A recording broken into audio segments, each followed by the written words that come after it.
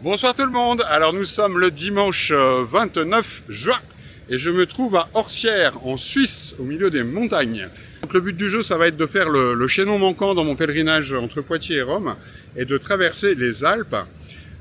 J'espère être mardi soir au col du Grand Saint-Bernard et redescendre à Aoste en 2 jours et y être jeudi. Voilà, c'est parti en avant-marche, on va découvrir rapidement Orsières.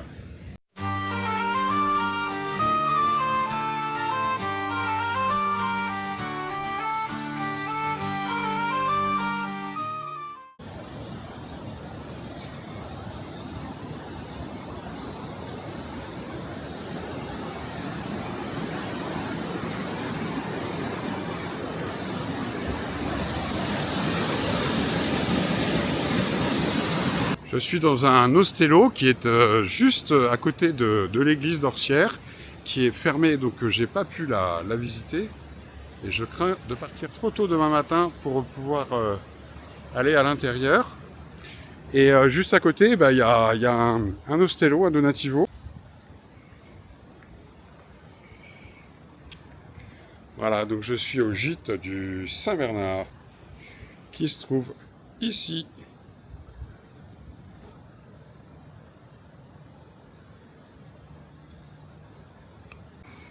Donc actuellement, je me trouve ici à Orsières.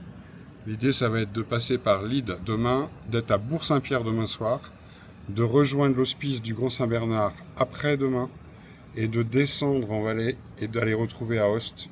Voilà, le tout en 4 jours. Alors à l'étage, il y a le dortoir avec 4 lits. Sinon, il y a des matelas qui sont dispo. Et moi, je me suis posé ici. Bonjour à tous, alors nous sommes le lundi 30 juin, il est 7h du matin et je suis en train de quitter Orsières pour 4 jours de marche, aller rejoindre Aoste. Je ne vous cache pas que j'appréhende un peu, parce que je ne suis pas un montagnard moi. Là on est à 800 mètres par là et je dois aller donc au col de Grand Saint-Bernard demain soir, qui est à 2500 mètres. Donc il y a quand même du dénivelé et moi j'ai l'impression que j'ai des murs devant moi, quoi. Voilà. Là je dois aller par ici moi. Là-haut. Ouais, donc comme je disais, je suis pas un montagnard, il y a du dénivelé, il fait déjà chaud, les températures sont annoncées élevées, et puis les orages sont annoncés également sur les 4 jours de marche. Donc on va bien voir comment ça se passe, mais voilà, petite appréhension.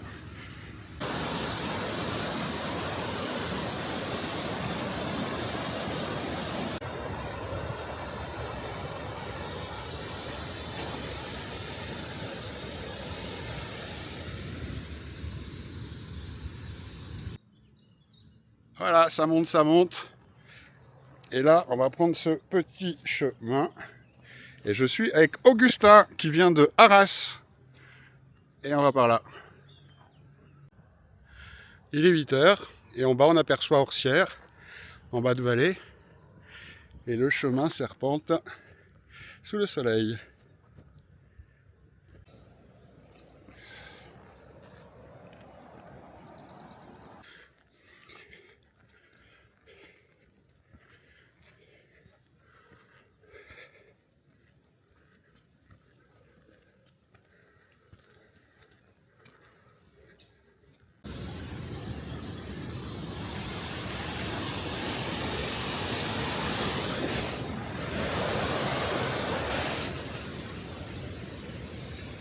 Là.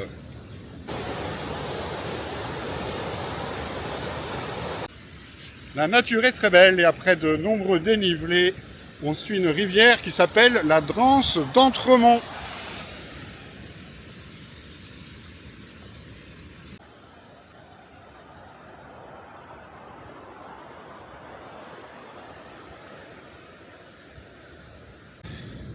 Alors il y a beaucoup de chemins escarpés, très raides et un peu vertigineux où je suis pas à l'aise.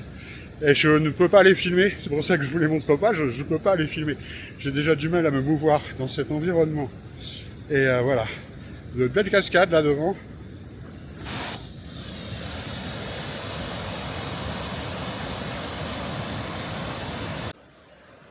Alors nous arrivons sur Lide prochainement. après avoir été reçu très gentiment dans la Maison Blanche qui est là-bas, où on a demandé de l'eau et où on nous a offert un café, de quoi manger, des personnes très gentilles. En avant. Alors nous voilà dans l'église de Lides, ou Lides, je ne sais pas comment ça se prononce, L-I-D-D-E-S. C'est une église qui a été inaugurée en 1942. Il y a de nombreux vitraux.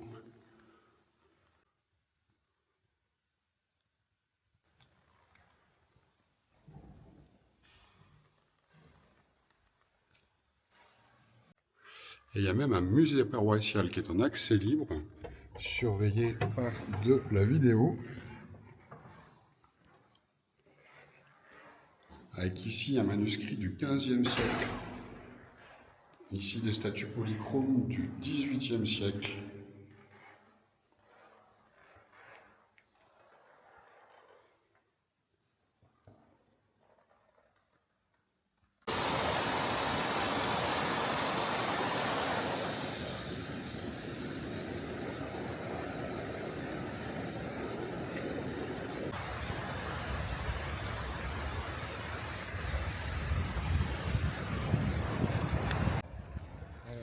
Un dernier truc. 8 main list de possibilités. Oui, ça taille. Alors, en route vers Bourg-Saint-Pierre. On est à 1410 mètres d'altitude là tout de suite. Et il y a vraiment de la belle nature. La météo ça va à peu près, il fait chaud quand même. Et il me reste plus que 3 petits kilomètres pour arriver à Bourg-Saint-Pierre. Voilà, j'aurais pas fait beaucoup de vidéos aujourd'hui, je suis en compagnie d'Augustin. Et c'est aussi l'occasion de discuter, de pas mal échanger. Donc, et puis il y a des sentiers vraiment escarpés parfois où je suis obligé de faire attention, je peux pas tenir ma caméra en même temps. Voilà, une étape qui n'est pas terminée mais qui est quand même relativement physique pour moi.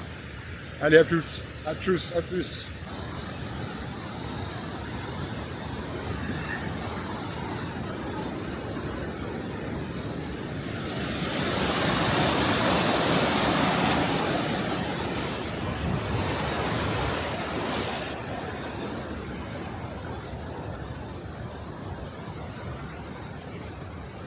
Hop, on voit la neige là-haut un peu. Hop là. Alors on a croisé Polo, qui est un sacré marcheur, qui utilise un chariot pour porter ses bagages. Il est parti d'Assise, il est allé à Rome, il a remonté toute la Via Francigena jusqu'en Suisse, d'où il va rejoindre Saint-Jacques-de-Compostelle, traverser le détroit de Gibraltar et aller marcher sur le Maroc.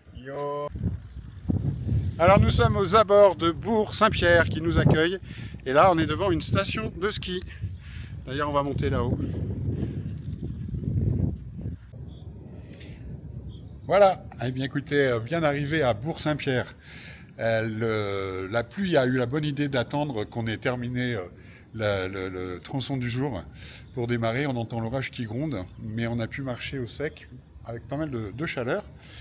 Donc Bourg-Saint-Pierre, c'est un petit village dont voici l'église et où il y a un hébergement pèlerin qui est ici et où on est installé. J'ai retrouvé les deux Hollandais qui étaient déjà avec nous hier soir et puis Augustin avec qui j'ai marché toute la journée. Je vais m'installer là pour vous raconter un peu tout ça. Voilà, vous allez sans doute entendre l'orage qui gronde régulièrement et il pleut. Mais ça a eu la bonne idée d'attendre qu'on soit arrivé, donc ça c'est vraiment chouette.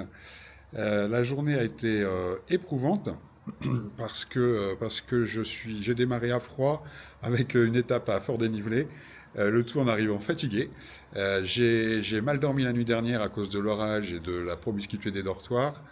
J'ai mal dormi la nuit d'avant parce que j'ai pris un bus qui est parti à 2h45 du matin de Bordeaux pour arriver en Suisse en fin d'après-midi.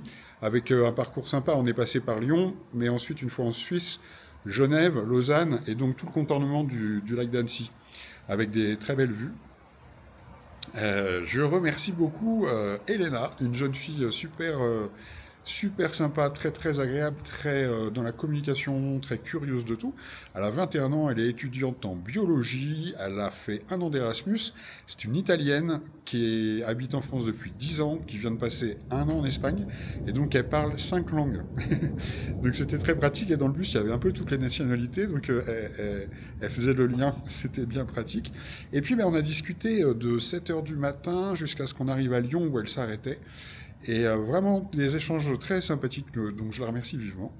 Voilà, après j'ai eu le plaisir de retrouver donc des pèlerins hier soir euh, sur le Donativo, l'hébergement pèlerin, deux Hollandais, un Français, et puis, non, deux Français. Voilà, donc bien sympa, parmi lesquels Augustin, avec qui j'ai marché aujourd'hui. Et je le remercie lui aussi parce que il m'a été d'une grande aide. On a pu se soutenir mutuellement sur ce tronçon de marche qui est donc le premier des deux tronçons qui me mène au col du Bon Saint-Bernard, qui est vraiment un lieu important parce que c'est le lieu de passage entre la Suisse et l'Italie. C'est le point culminant de ce parcours entre Poitiers et Rome. On est à 2700 mètres d'altitude. Aujourd'hui, là, on est monté, on est à 1007. Et ce tronçon-là, il faisait chaud, j'étais fatigué, ça montait tout le temps.